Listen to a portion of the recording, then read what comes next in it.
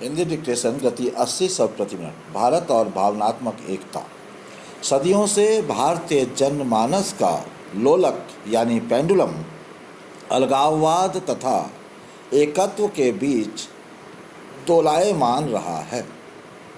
अपनी अलग पहचान बनाए रखने की आकांक्षा ने अलगाववाद को न केवल जीवित रखा अपितु उसका पर्याप्त पोषण भी किया है। दूसरी ओर हितों की समानता, सहनशीलता की भावना तथा सामाजिकता एवं एकत्व के लाभों ने हमें एक सूत्र में बांधे रखा है।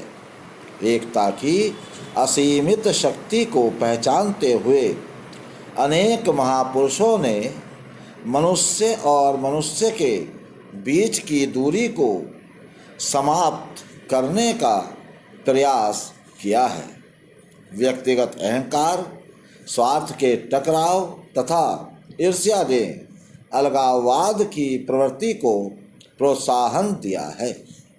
एक समुन्नत राष्ट्र का दर्जा प्राप्त करने तथा सम्मानजनक जीवन बिताने के लिए एकता की आवश्यकता से सभी परिचित हैं।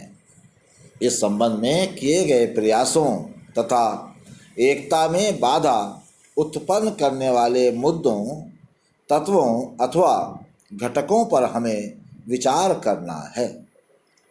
राजनीतिक इकाई के रूप में ब्रिटिश शासन के पूर्व भारत अधिक समय तक एक केंद्रीय सत्ता के अंतर्गत नहीं रह पाया, किंतु भावनात्मक स्तर पर भारतवासियों ने अपने को अलग नहीं समझा। भारतीय संस्कृति त्याग और पारस्परिक प्रेम पर आधारित थी। इस देश में हूण, कुषाण आदि अनेक विदेशी अधिक संख्या में आए और यहाँ की संस्कृति ने उन्हें अपने में समाविष्ट कर लिया। राम ने त्याग में जीवन का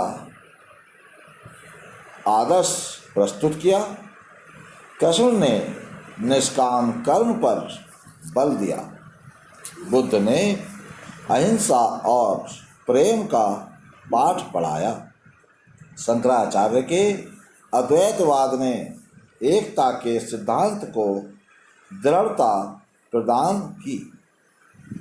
भावनात्मक एकता को जबरदस्त धक्का मध्यकाल में मुस्लिम शासकों की क्रूरता से लगा। अपनी अलग पहचान बनाए रखने की जिद के कारण मुस्लिम शासकों ने भारत की पुरातन संस्कृति में समाविष्ट होने से इनकार कर दिया। ब्रिटिश शासनकाल में भारत एक राजनीतिक इकाई के रूप में एक केंद्रीय सत्ता के अंतर्गत आया, किंतु अंग्रेजों की फूट डालो और राज करो की नीति के कारण विभिन्न संप्रदायों में एक कटुता बढ़ने लगी।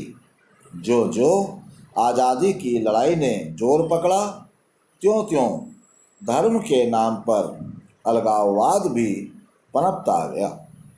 फलस्वरूप भारत आज़ाद तो हुआ, लेकिन दो टुकड़ों में बांटकर।